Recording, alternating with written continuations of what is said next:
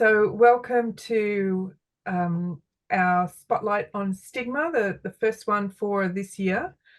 And I'm on the lands of the Bidjigal people of the Eora Nation, but over my shoulder is a photograph I took last year of Awaba, also known as Lake Macquarie, where my father lives and I grew up, and spending additional time now as a mature person on a kayak, getting to know Awaba in a very different way than I knew as a teenager, has been one of the highlights of the last couple of years, is understanding how that beautiful piece of water and its lands have been looked after by the Awabakal people over millennia. So we pay respects to elders past and present and the traditional custodians of the lands that most of us are on, and extend that respect and acknowledgement to Aboriginal and Torres Strait Islander colleagues joining us on the line today. So we've got a great session lined up. There'll be more people, I'm sure, joining in over the next couple of minutes as people get their access into Eventbrite sorted. So thanks to everyone who's come in so far. I'm going to hand it over to Eleanor Karma from our team at the Centre for Social Research and Health to do some introductions of our speakers and get the ball rolling. So over to you, Eleanor. Thanks, Carla. So we're really pleased to introduce Lisa Eaton, who's a Professor of Human Development and Family Sciences at the University of Connecticut. She's speaking to us today about a stigma counselling intervention to increase access to PrEP among Black MSM in America. And we've also got Annette Slater, who's a First Nations woman from the Murrawarri and Yuwalari Nations. I hope that I got that right, Annie. She's an Aboriginal health worker for the sexual health and bloodborne viruses within the HARP unit at Hunter, New England, local health district. And Annie is our community respondent for today. So just a note on the format, we'll have Lisa present first on her research, then Annie will do a response, and then we'll have some time for Q&A at the end. But please feel free to add any comments or questions in the chat as we go, and we can pick up on these when we get to Q&A. So I'll pass over to Lisa. Hey, everybody. I am just give me a moment to get my slides going. So first off, I want to thank you for being here today, and thank you for inviting me to be a part of this series. Thank you all for organizing this. I visited Australia over the summer, and I had an amazing experience and was able to meet some great new colleagues. And see some old colleagues as well. And so as part of that, we've been continuing to have discussions around the work that you all are doing and the work that I'm doing here in the US. So I'd like to just, as an overview, a lot of my work is focused on stigma-related interventions, and that's what I'm going to be presenting on today. But first off, I wanted to acknowledge the thousands of participants who have joined our studies, the community-based organizations who provide direct services to our participants. Of course, they are a critical component of our research program. To the many collaborators and co-authors. The majority of our funding comes from the US National Institutes of Health, and I have no disclosures. So a little bit more of an overview. I'm first going to present some data. As was mentioned in the intro, my work is focused on HIV incidence and prevalence among Black sexual diverse men in the US, and in particular in the Southern US. So we'll talk a little bit about those data. I will then be presenting on an overview of stigma-related considerations. Some of the main stigma literature on stigma is, of course, very vast, and so I just want to point out some of the areas of stigma that my work is primarily focused on. And then I'm going to also discuss a couple of different interventions that we've developed and tested to address stigma among these populations. And then I'll summarize with kind of our latest work that's focused on stigma and kind of the main points that we've learned over the years. So HIV transmission, particularly in the US, we see most recently, we've seen about a little over 30,000 new HIV infections on an annual basis. This is actually a slight decrease over the past few years, but what we do see are some continuing trends. So we did actually observe a slight decrease among our younger populations, but our younger populations continue to make up a considerable number of individuals who are testing positive in the US. Men who have sex with men continue to account for about 70% of new HIV infections. Black African Americans in the US make up about 12% of the population, yet 40% of new HIV transmissions. And so we see very stark health disparities related to race, ethnicity, when we look at HIV-related health outcomes. The southeastern US accounts for more than half of new HIV transmissions. So of course, the US is very large and we have multiple regions, but where we see the kind of the greatest concentration of HIV prevalence is in the southeastern US among African-American men who have sex with men. In our work in particular, although I'm based in the northeastern US, all my work is based in the southeastern US, and that is where the studies I'm going to be presenting on are based out of.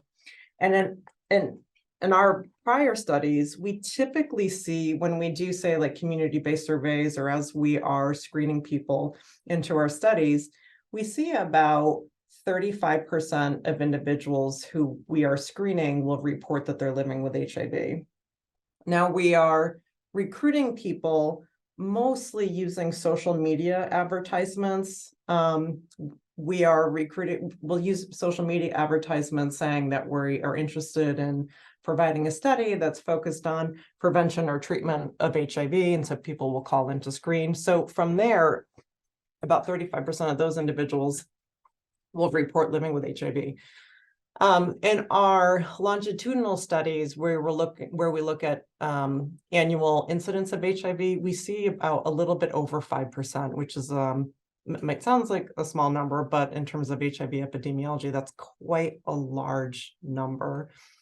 So in this work, we're working with populations who are really arguably at highest risk for HIV in the US. And this is where a lot of the resources to address HIV are concentrated in the US. So you might ask, well, what are some like the main factors that are occurring? We know that healthcare related inequity is a key driver of the epidemic. We see inequities in testing, treatment, and retention, and healthcare retention that vary by key demographics. And we know that stigma is a very formidable factor in driving these inequities. It's well known that stigma is related to poor mental health outcomes, to not learning one's HIV status, to challenges around disclosing HIV status, to delays in accessing healthcare, including ARVs. It's also well known that stigma is very complicated. It's experienced and we'll talk more about levels as I kind of go through the slides. It is experienced at an individual level, but structural factors and intersectionality, in particular of identities, are very critical to understand. And in our work, we know that those who are most concerned about testing HIV positive tend to experience longer delays in seeing a healthcare provider. This is something that we've continued to see over time. So a lot of the stigma-focused research, at least from my perspective in the US, is focused on individuals living with HIV. A lot of the work that we do, though, is focused on the prevention side. So we're looking primarily at barriers to accessing HIV testing. Okay, excuse me. So I want to start when I kind of situate what's driving a lot of our research. It's, of course, very helpful to have a model, in particular, in developing interventions to potentially address stigma. So the model that we rely on is what's referred to as the HIV stigma framework model. It's been adapted from Val Earnshaw's work. Val Earnshaw's a good colleague and has been very helpful in this regard. And the way we tend to present things kind of falls into these categories. So we see drivers of stigma as being stereotypes, which are group-based beliefs about individuals who have been stigmatized. Prejudice, that's the negative emotion that is associated with the stigmatized attribute. And discrimination, this is how that prejudice and stereotype is expressed. So if you think from like a societal level, these are the drivers that continue to perpetuate stigma. Now, in terms of how this is experienced among individuals, we see it through internalized stigma, which is the internalization of these group-based beliefs and these negative emotions. Enacted stigma, that is the experience of discrimination from the perspective of an individual. And anticipated stigma, so the anticipation of experiencing discrimination. So those are considered the mechanisms that are shaping one's experiences with stigma. And so the drivers are really setting the platform, and then these mechanisms are setting the experience. And it's the accumulation of these things that has an impact on behavior and ultimately health outcomes. And this is how we are, at least in the work I do, this is how I am articulating the process of stigma. So this has been a very helpful model in addressing these topics and really laying the groundwork for a lot of the work that I do. So I think so I've been doing stigma related research for about 10 years now, I'd say. And I think one of the biggest challenges to addressing stigma is really appreciating the level wherein you want to impact the process of stigma. And I think at its most basic, it's important to have an appreciation that stigma moves through societal systems at different levels. One of the models that I've found helpful in appreciating this point is a modified social ecological model by Steph Barral. So in this model, it's like this idea that stigma manifests itself through public policies, for example, in HIV criminalization laws, or community structural, so the safety nets available in a community, prioritizing safety nets, quality location, availability of clinics, social and sexual networks. How are your families, friends, partners also processing stigma? How are they supporting you? Are they contributing to some of these stigmatized experiences or not? And then there's the individual level. So it's the beliefs, attitudes, and experiences that we all hold. And I think that when it comes to developing a stigma-focused intervention, I think I can comfortably say this is, for me, has been the most challenging part of it. Because ideally, we'd all kind of like want to wave a magic wand and eliminate stigma. But once you get like past the point that like that's not an option, then you have to be able to really operationalize, well, exactly what system can I impact?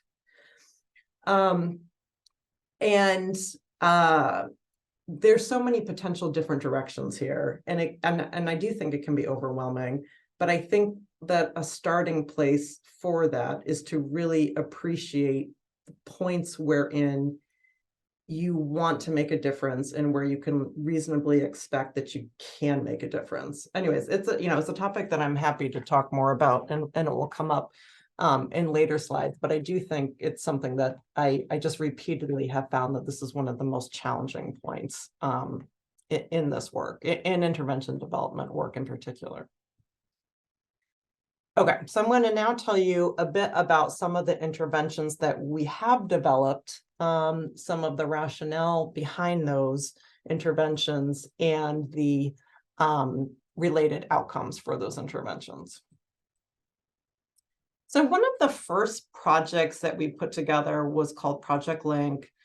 Again, this was a study focused on Black sexually diverse men in and around the Atlanta, Georgia area, which is in the southeastern US. This was I just lost you all. This was a 2x2 factorial design to test an HIV STI testing intervention delivered online via video chat or delivered in person. And then I'll get into the details of what that means in the preceding slides. And we also tested stigma-focused counseling versus online health information counseling. So what exactly does that mean? So going back to the points that I made about having an appreciation for the different levels of intervention, for this particular project, we wanted to modify the environment or change the structure, potentially, wherein stigma can unfold. So and this was prior to COVID. I should point that out, that we developed this intervention and we tested it. Unfortunately, COVID unfolded towards the end of it, which did impact some of our outcomes. But the point is that now I think there's a big push towards, at least in the US, there's a very strong push towards telemedicine or I should say mobile-based medicine. And so you see a lot more of this, but prior to COVID, we didn't have as much of that. And there was a lot of resistance among healthcare providers, or excuse me, rather healthcare insurances, to reimburse providers for providing treatment via video chat, via online modalities. But so at the time there wasn't a lot of this going on, but we were moving towards this intervention from the rationale that people experience stigma, or they anticipate the possibility of experiencing stigma in HIV testing centers. And if we can change that environment, and in this case, change it in its entirety. So give people the option of testing for HIV, say in their bedroom, or testing for HIV in their living room or their kitchen, which is typically where this experience occurred. Then you would be modifying that environment where potential exposure to stigma from being in this from being in an environment of an HIV testing center wouldn't be as much of a concern. So what we found in our formative work is that we had a lot of participants who were reporting things like, I don't want to go to an HIV testing center because I'm concerned about who I will see. I'm concerned if someone will recognize me. I'm concerned about if I feel uncomfortable and I want to leave, I won't be allowed to leave. So we said, let's just let's eliminate that. But at the same time, there was also a lot of pressure, and we were getting a lot of feedback from providers saying things like, yeah, okay, but people should have a counselor available during HIV testing. Now, I will say in the US, and this has been true for quite some time, you can go to a pharmacy and purchase an HIV test and test yourself. But we don't see a very high uptake of that. So that's not, we see more of an uptake of it now, but we did not see a high uptake of that at the time. So majority of people were testing through HIV testing centers, and we wanted to shift that environment. Okay, so going back to the levels, that was one of the levels. Either continue to provide HIV testing in person, where people had to show up to our testing site, or provide that via video chat, and individuals could choose to test wherever they wanted. So the other way, the other variable that we modified was the provision of counseling. So in order to increase HIV testing uptake, we provided everyone counseling, but it was either stigma-focused HIV test counseling, or it was online information seeking, a standard control around just general information around HIV testing. Now, the stigma-focused counseling we provided was directly targeted towards changing people's social emotional response to HIV prevention services. And we did this primarily in 4 different ways. We started by assessing and discussing factors known to be drivers of HIV and STI stigma. We evaluated concerns around testing, so getting at that anticipated stigma element. We discussed prior instances of stigma-related healthcare, so in that case, getting at the enacted component. And then we promoted resilience beliefs and positive adaptation to responding to those potential concerns. Now, there's a couple of factors going on here to appreciate.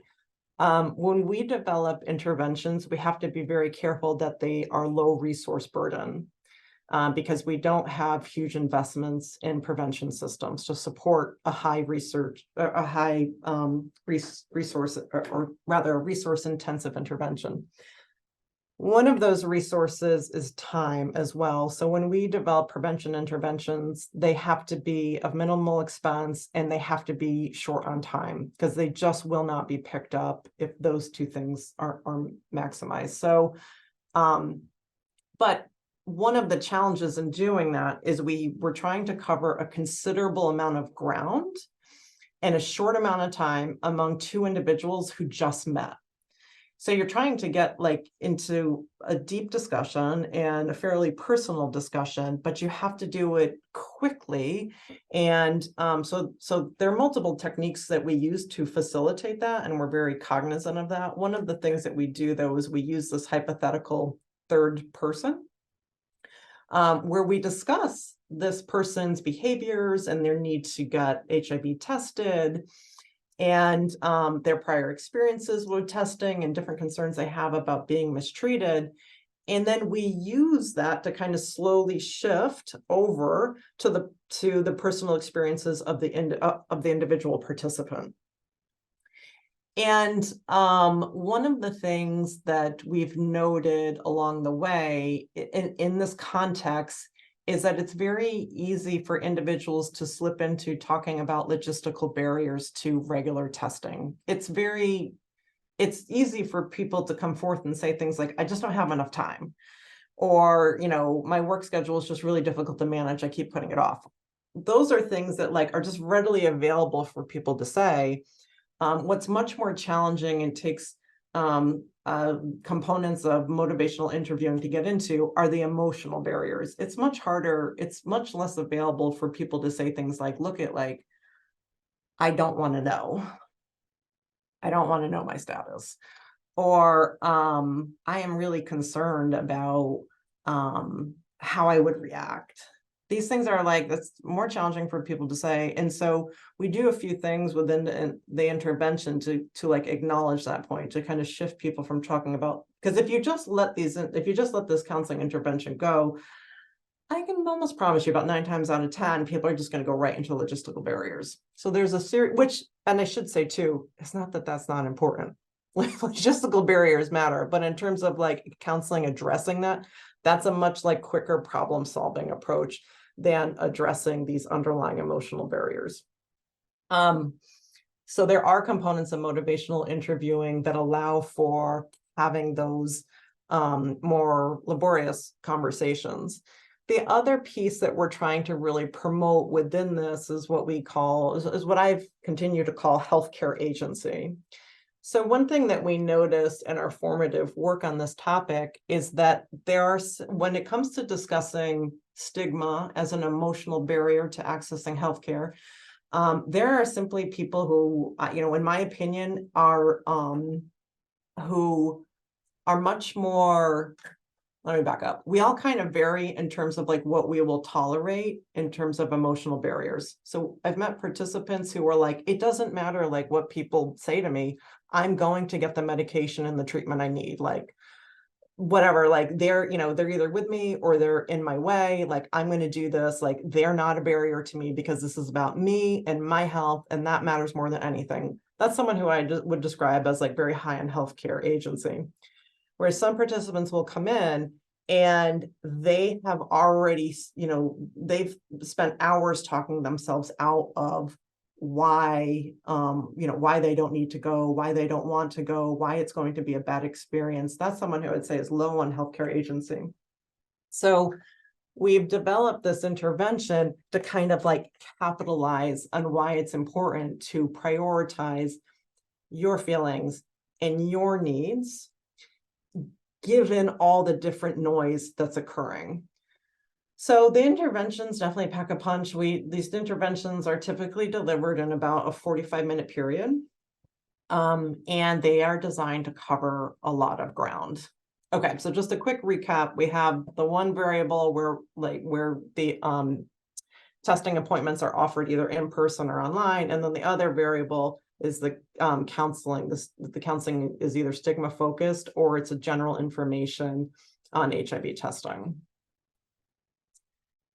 So the outcomes related to this. So what we do see is quite a bit higher, a significantly higher amount of individuals when they are offered counseling online, they are more likely to show to those appointments than when they're offered when they're offered testing online. They're more likely to show to those appointments than when they're offered testing in person. So we see an important increase there. And there's also a important caveat to that I'll go into on the next slide. In terms of counseling, though, we did not actually observe an overall impact of the counseling condition on showing to an HIV test appointment, but we did observe an increase in current PrEP use among our younger participants who received the stigma-focused counseling. And we also noted a reduced mean levels of depression symptoms among individuals who received the stigma-focused counseling. So it's kind of interesting findings to digest, because ultimately our goal was to get individuals to HIV testing for PrEP uptake. So it was interesting to see that among the appointments we provided, we didn't see an increased show rate among individuals who received the stigma-focused counseling. But ultimately in the study, those individuals under the age of 30 who received the stigma-focused counseling, we see a significantly higher rate in PrEP uptake. So interesting findings there. There was also, this is something that is an important thing to point out. Among our individuals who were provided with online HIV testing appointments, they were more likely to test positive for HIV than participants in the in-person condition. Now, what's interesting about that is that this could be an artifact. This could be there's no reason to believe that the condition caused that difference in likelihood of testing, but it could be just like an artifact of the design that is not explainable. But it's possible, though. What we have heard informally is that, one thing that we do know is that individuals in one of our prior studies, individuals who are more concerned, being highly concerned about testing positive is related to actually testing positive. So it's possible that there's like a risk perception effect going on here. and that individuals who are more comfortable learning that information from the comfort of their home, as opposed to showing up at a testing site and learning that information. So there could be some like interesting intersection between being randomized to this online condition and being concerned that you have a high risk perception for testing HIV positive. There could be an interesting intersection going on there. I can't say that for sure. I can say for sure, though, that twice as many individuals tested positive in our online at home condition than in our, almost twice as many tested positive in our at home online condition. That study led to our Project Jumpstart. What we decided was to take a look at the counseling and see if there were important components that were amenable to change that could potentially also continue to impact the PrEP uptake outcomes that we were seeing. And so in this case, instead of doing that single 45-minute session, what we did is we randomized individuals to one of 4 arms. The first arm was just general informational PrEP linkage condition. The next arm was similar to Project Link. It was a single session focused on stigma-focused counseling. The third arm was that counseling session plus text message check-ins for about 2 to 3 months with participants. And then the fourth arm was that Project Link stigma-focused counseling session plus phone call check-ins, so more in-depth conversational check-ins with participants. And what we found is that as you add a greater level of intensity, we see an increased percentage of individuals who actually uptake PrEP. So among those who we just link, it's about 24%. Those who get the counseling session, it's about 29%. Those who get the counseling message plus or counseling plus text messages is 34%. And those who get the counseling plus the phone calls is 37%. We also did biological confirmation of PrEP, and we see kind of similar percentages of uptake among the individuals who we did a biological confirmation with. So some interesting results just overall that there was an increase in intensity led to an increase in uptake. And then this is, if you're kind of stats minded, I thought this is a latent profile analysis from Project Jumpstart and the reason why I'm including it here is because I think it's a very interesting analytical approach to assessing interventions. This particular intervention, what we looked at was not just how randomization impacts outcomes, but how, in this case, how 7 key psychosocial measures related to stigma, how actual changes within the individual impact the outcomes.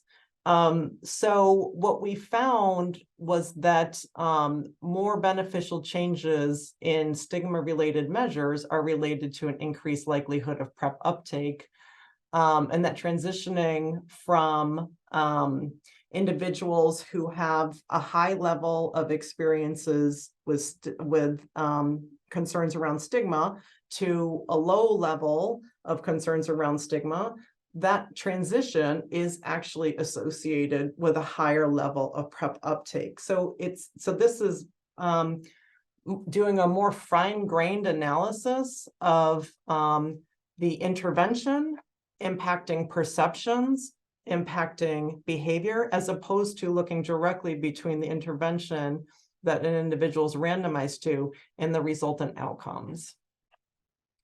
And I do have those data, they're all published in this paper here, this novel latent profile analysis of the intervention. This is published in JADES.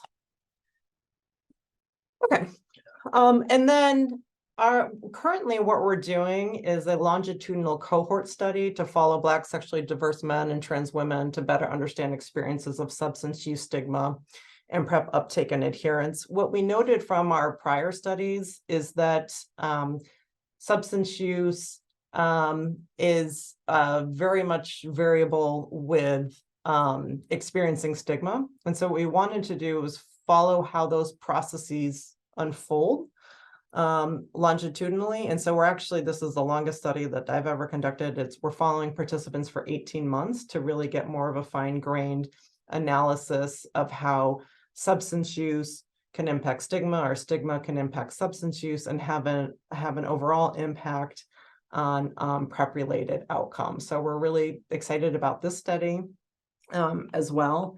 And we've enrolled about 330 participants, I think, at this point. We'll be finishing up hopefully in August with 500. And so we're just in the middle of running some baseline papers from this study. And then in summary, I would say that it's critical to consider I think one challenge that we've certainly had in the US is that we are able to develop these interventions that show mostly beneficial effects. But there are a lot of challenges in implementing those interventions because of constrained resources. And so we're forever thinking through, like, how do we implement these interventions into an infrastructure that currently exists and that can be implemented widely. But this is a big challenge. And certainly when we're doing intervention development, we're being very careful to think through these points. As I've mentioned, considering the level of intervention, the point at which there are a lot of interventions in the US that are focused also on healthcare providers. It's not work that I have directly done, but that we have a lot of interventions in that regard. And we have a lot of interventions that are focused on changing community level norms. Anyways, it's kind of like a perpetual question. And then also, I think addressing stigma is it's one piece of a much larger response. I think when you look at the interventions that have been done to focus on stigma, you can definitely find beneficial effects, but it will continue to be one piece of addressing a system that has historically marginalized many populations. And that is it. So thank you. Let me just stop sharing. Thanks so much, Lisa. I'll pass straight over to Annie for a response, and then we'll open up for Q&A.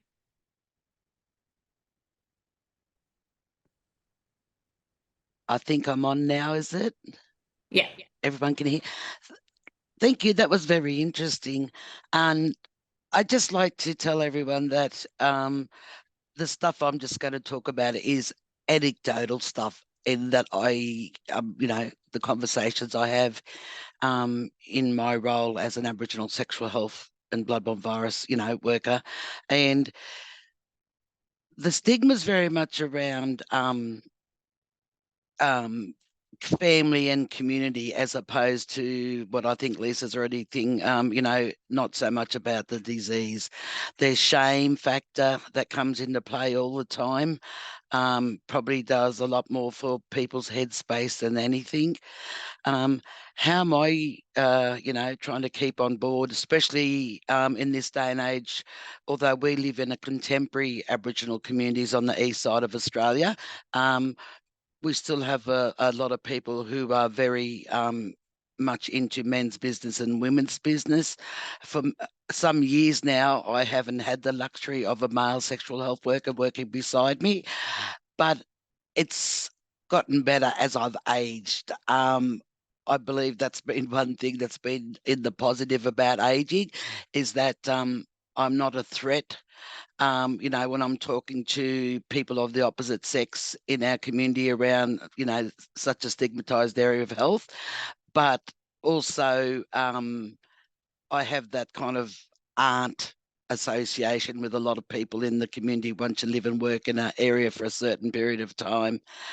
I do associate myself and my work with programs that are in jails, in rehabs. So I like to be able to get people as a captive audience. obviously the jails is a male jail only that I attend to, but the rehabs are male and female clients that would have education health sessions with me, and they all have that time out with me afterwards if they want to ask something in private, if they don't want to ask it in a group setting. Some years back, there was a local survey done around the northwest here of New South Wales, which is our local health district in the top end, that 83% of men who had sex with men in our top end of our LHD was actually men who did not identify. They were non-gay identifying men. And so a lot of the education and the yarning that I did, especially in the jail and the rehab programs, is about infections and viruses don't discriminate. You know, they don't know if you're black or white, rich or poor, gay or straight. It's about what you do as a sexual practice with risk associated, but also around looking at sexuality doesn't always match sexual practices either. And might have said that the other way around, actually. So that, if I'm talking to men in jail, I will talk as an example in the third person about someone getting sexual release while they're on the inside, and what are the health risks around that, and getting them to think about the importance of what I term well persons sexual health screens. So well persons, I mean by that is just, people who are asymptomatic.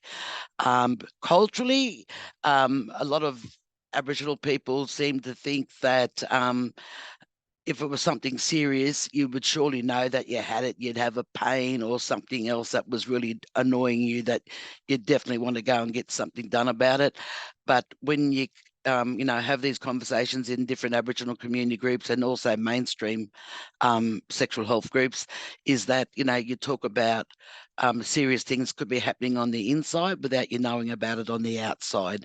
And so we have a lot of promotion, even in mainstream Aboriginal health, is around the importance of at least annual health checks. And if annual health checks haven't been offered sexual health and bloodborne virus screens along with it, as a person who's looking for that kind of health check, you've got a right to ask. So my other big thing around this is allowing people to have choice in access to healthcare. So they might, go to their normal GP or their local Aboriginal medical service for all other parts of their healthcare, but they like to separate it when it comes to sexual health and bloodborne viruses, and that's fine. We do have what I term shared care for a fair few clients with an Aboriginal Health Centre services, where they'll have their HIV and that health checks and that dealt with by the sexual health clinic, but everything else, is just through their GP at the AMS or private practice, and it seems to work well. The other thing is, it's amazing how many people are looking after themselves with HIV, but a lot of their immediate family still don't know that they are HIV positive, to the fact that when I help people to access, some new more meds or whatever, I've hidden them in pot plants on the veranda that, that are actually sitting in a bigger pot, and I lift up the pot inside and I put the meds under. I then send a text message to say that, I've put them in the place they've requested.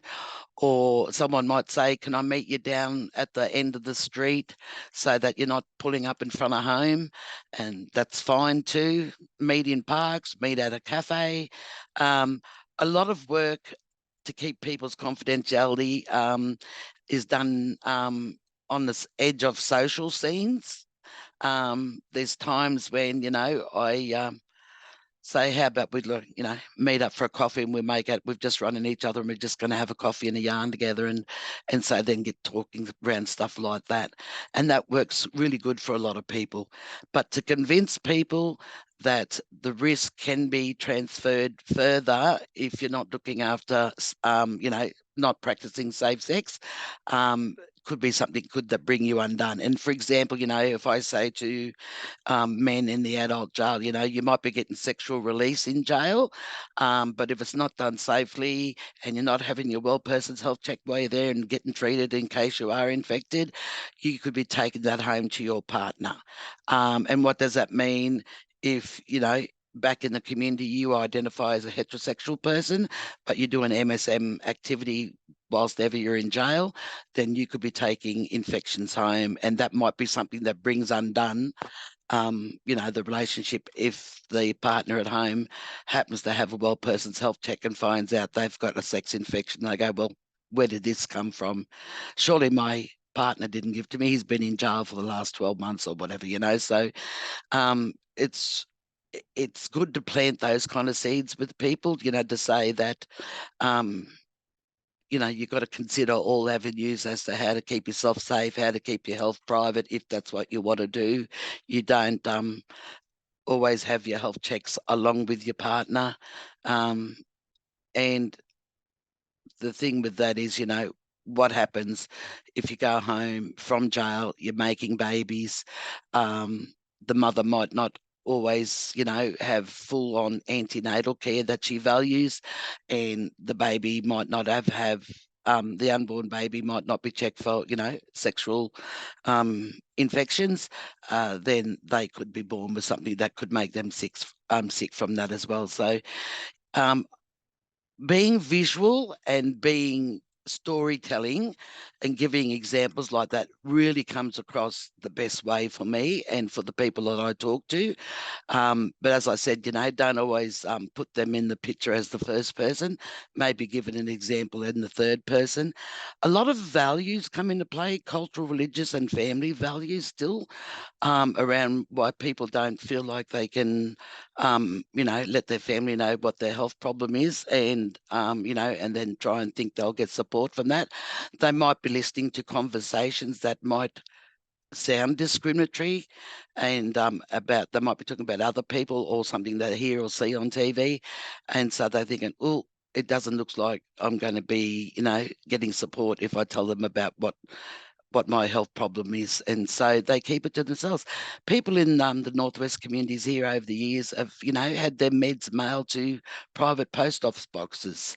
They don't want their mail sent, you know, to the normal mailbox at their residential address. And as I said before, sometimes that means I meet them somewhere to give them their meds so that they can tuck it away.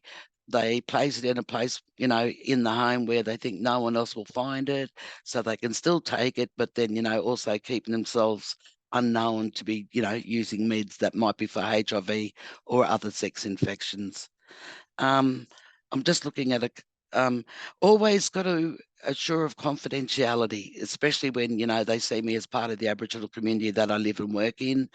That extension does go to a lot of part of the other parts of the LH local health district that I work for. We have all some kind of family connection, you know, whether it be one side of the family or the other, and they spread from just the usual town that you live in, you know, can spread to many other communities around you as well. I'm not actually, I'm not a counsellor, qualified or anything, but a lot of my role is around social, emotional and cultural well-being support, so that you know, when I talk to people, I talk to them how I can support them to do this or that for their healthcare, but also, you know, support them to be referred to professional counselling if that's what they want. I've had some young Aboriginal men will say, a middle-aged 45-year-old white woman, she doesn't, you know, I couldn't do it. I wouldn't be able to work. But you're okay, Art, because, you know, you're a Murray person like we are, and we're happy for you to have a yarn and make us feel better about ourselves. and and they also get reassured that I'll refer them on or support them to access a doctor or a nurse or a counsellor whenever they need it and as soon as possible. And So I'm a bit of the conduit, like linking people together, and it makes it that much easier then for healthcare to keep happening, follow people up if they get a bit forgetful or they don't make their healthcare a priority. And so then, you can just twig, and say, look, you really should have had a new set of bloods done 2 weeks ago and you didn't come to your appointment. What's stopping you? Do you want me to pick you up? Is it transport? That kind of stuff. And so be the enabler for them to keep going and looking after their health that way. Annie, can I jump in there and Yes. pick up on something you said that connects with what Lisa was talking about it's easy to have the conversation about logistics, about transport or something, but getting into the emotional barriers to testing, that's a lot harder. What's your experience there? Yeah, well, I'm just thinking about one particular family that I'm dealing with in the Northwest. There's 3 HIV positive people in that family, an aunt and a nephew and a cousin. The aunt was outed by the community around her being HIV positive some years back, and it was really sad how it happened, but everyone kind of rallied around and said, well, it's not her fault, but they then tried to place the blame on the partner, which everyone said, oh, that's who she got it off. Whereas the young nephew in that family, those other 2 positives, HIV positive people in that family, don't know about him. And he's the one that I hide meds under pot plants, or I meet him down the road to give him his meds. I meet him down the road to take him to a health, clinic, just so that, and a lot of times I will not do it in a work car. I will do it in my own private car. Yeah. Just so that, it looks like if anyone spots us that's driving past, I go, oh, and he's just pulled up there. She's given so-and-so a lift. He must, and Yeah. so they just see it as a community, thing to do. You do the right thing. Are you exercising or would you like to live somewhere? And so, but we've already teed it up that I'll meet them down on that corner to pick them up and then drive them to healthcare. Great. And a quick factual question from Keith: is it mandatory to have STI and BBV tests in jails? No, but that's why when I do my monthly jail programs, I really encourage them to take advantage of it while, they've got plenty of time on their hands, so to speak, to have that well person's health check, make sure everything's on track, and be able to talk about it with me around, consider what kind of risks you might have done before coming to jail. What risks are you doing whilst you're in jail? It might only not be unsafe, unprotected sex. It might be also some kind of drug use that might happen. And we know that slips through every now and again, and that could be the potential where, the old jail made or homemade tattoo guns, as they say, or might be doing unsafe tattooing or unsafe injecting practices. So it's not just about the sexual practice. There might be a lot of risks that people are taking where they might not be able to pinpoint what actually made their infection come about. Yeah, awesome. Well, we might open it up to the rest of the group here today to see if there are other issues that you want to bring into the conversation. So Ivan's got a question for Lisa. Should stigma literacy be a part of health literacy, and what might that look like? Yeah, really good question. It's been very interesting because for sure, I think that would certainly be ideal. And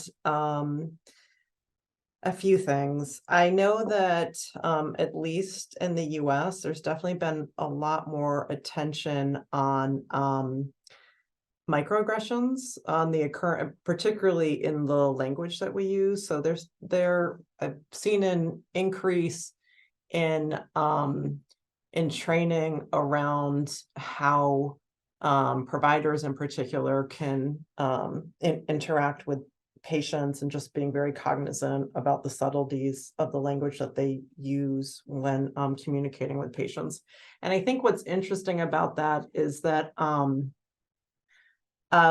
we used to, like in my team, we used to really focus on like major stigma focused events, say like losing a job because one is living with HIV, losing housing because someone is living with HIV.